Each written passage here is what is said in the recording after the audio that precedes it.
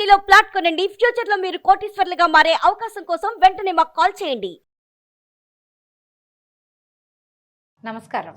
కార్తీక పురాణం 22వ రోజు పారాయణలోకి వచ్చాం. రాహు అనేవాడిని జలంధరుడు శివుని దగ్గరికి పార్వతీదేవిని నాకు ఇచ్చేయి అని చెప్పడం కోసం ఒక దూతగా పంపించాడు. పరమేశ్వరుడు వాడిని అక్కడి నుంచి తోలేశాడు. ఆ తోలేయబడినటువంటి రాహు సావు తప్పి కన్నులోటపోయినంత పని అయ్యి మొత్తానికి జలంధరుని చేరి జరిగిన విషయాలన్నీ చెప్పాడు. రాహు చెప్పిన విషయాలన్నీ వినగానే కోపోద్రిక్తుడైన జలంధరుడు పరమేశ్వరుని మీద రణభేరి వేయించాడు. కోట్లాది సేనలతో కైలాసం వైపుకి దండు కదిలాడు. ఆ సందర్భంగా జలంధరునికి అగ్రభాగాన ఉన్న శుక్రుడు రాహు చేత చూడబడ్డాడు. తత్ఫలితంగా జలంధరుడి కిరీటం నేలకి పడింది. రాక్షస సేనల విమానాలతోటి కిక్కిరిసిపోయిన ఆకాశం వర్షాకాలపు మేఘావృతమైన ఆకాశంలాగా కనిపిస్తోంది. ఈ రణోద్యోగాన్ని ఎరిగినటువంటి దేవతలు ఇంద్రుణ్ణి ముందరుంచుకుని రహస్య మార్గాన పరమేశ్వరుని సన్నిధికి వెళ్ళి ఈ యుద్ధ వార్తల్ని విన్నవించారు. ఓ దేవాధిదేవ, ఇన్ని నాళ్లుగా వాని వల్ల మేము పడుతున్న ఇక్కట్లన్నీ నీకు తెలుసు. ఈవేళ వాడు నీ మీదకే దండెత్తొస్తున్నాడు. సర్వలోక కళ్యాణార్థం వాడిని జయించు తండ్రి అని అనేక విధాలుగా ప్రార్థించారు. వెనువెంటనే విరూపాక్షుడు విష్ణువుని స్మరించాడు. విష్ణువు ఇక్కడికి వచ్చాడట కైలాసానికి. వస్తే శివుడు ఆయన్ని చూసి, కేశవ, గత జగడంలోనే ఆ జలంధరుణ్ణి యమునిపాలు చేయకపోయావా? పైగా పైపెచ్చు వైకుంఠాన్ని కూడా వదిలి వాడింటనే కాపురం ఉండటం ఏమిటయ్యా అని ప్రశ్నించాడు. దానికి జవాబుగా విష్ణువు, పరమేశ్వర, ఆ జలంధరుడు నీ అంశ వల్ల పుట్టడం చేత, లక్ష్మికి సోదరుడవటం చేత యుద్ధంలో నా చేత వధింపబడలేదు. కాబట్టి నువ్వే వానిని జయించాలి. బ్రహ్మదేవుని వరం వల్ల వీడు రుద్రాంశ సంభూతుడు అయినప్పటికీ సాగర గర్భాన జన్మించినప్పుడు అతనికి పేరిడిన సమయంలోనే బ్రహ్మ శివుని చేత తప్ప ఇంకెవరి వల్ల వీడు వజ్రుడు కాదు అని ఒక మాట అన్నాడు. కాబట్టి అతనిని నువ్వే వధించమని చెప్పాడు. అందుమీదట శివుడు, ఓ దేవతలేరా, వీడు మహాపరాక్రమవంతుడు, ఈ శస్త్రాస్త్రాల వల్ల కానీ నాచే కానీ మరణించేవాడు కాదు. కాబట్టి మీరందరూ కూడా ఈ అస్త్రశస్త్రాలన్నిట్లలో మేము ఈ తేజస్సులను సైతం ప్రకాశింపచేయాలి అని ఆజ్ఞాపించేసరికి విష్ణువాది దేవతలందరూ తమ తమ తేజస్సులను బయల్పరిచారు. గుట్టగా ఏర్పడిన ఆ తేజస్సులో పరమేశ్వరుడు తన తేజాన్ని కలిపి మహోత్తమము, భీషణ జ్వాలాస్యము, వేగ సంపన్నము, అత్యంత భయంకరము అయినటువంటి సుదర్శనం అనే చక్రాన్ని నిర్మించాడు. ఇప్పుడు సుదర్శన చక్రానికి అంత బలం ఎందుకు అంటే ఇట్లా ఇన్ని విధాల బలాలు కలిసి ఉన్నది. తర్వాత ఈ వధ అనంతరము దాన్ని విష్ణువుకే సమర్పించేశారు. అప్పటికే 1,000,000 ఏనుగులు, 1,000,000 గుర్రాలు, 1,000,000 కాల్బలగము, వాటితోటి కైలాస భూములకు చేరినటువంటి జలంధరుణ్ణి దేవతలు, ప్రమథగణాలు ఒక్కుమ్ముడిగా ఎదుర్కొన్నాయి. నందీశ్వర, విఘ్నేశ్వర, సుబ్రహ్మణ్యేశ్వరాదులు కూడా తమ తమ గణాలతోటి జలంధరుని మూర్కొన్నారు. 2 తెగల మధ్య భయంకరమైన సంకుల సమరం కొనసాగింది.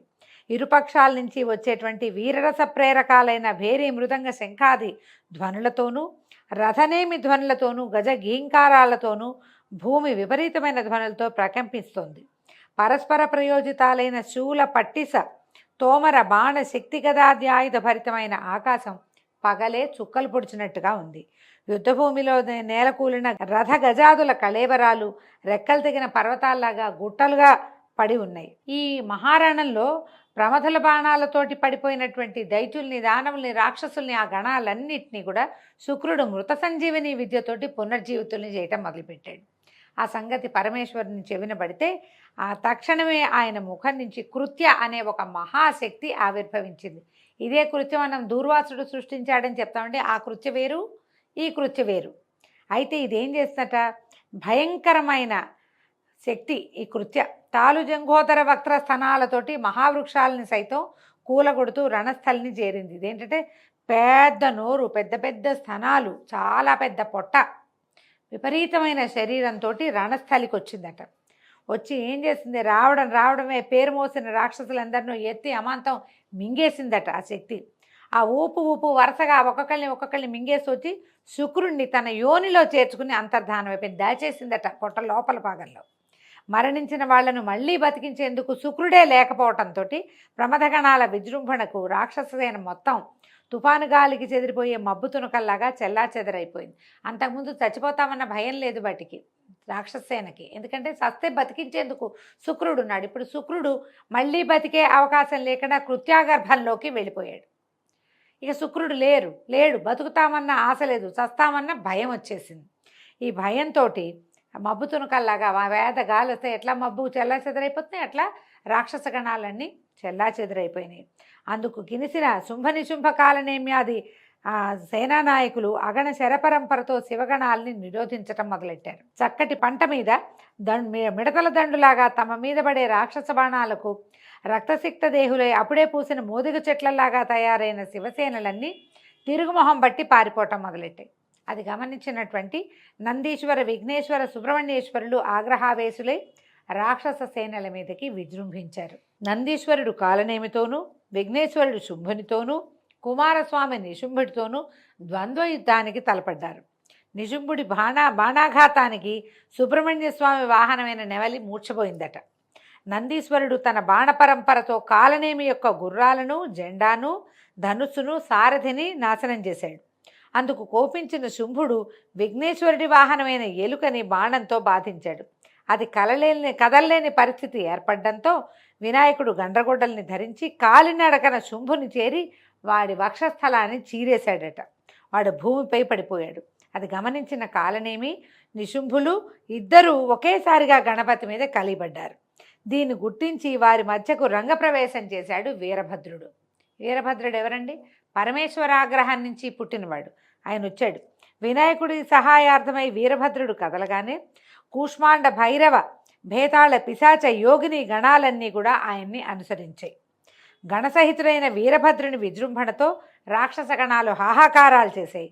అంతలోనే మూర్ఛదేరిన నందీశ్వర కుమారస్వాములు ఇద్దరు పునః యుద్ధంలోకి ప్రవేశించారు.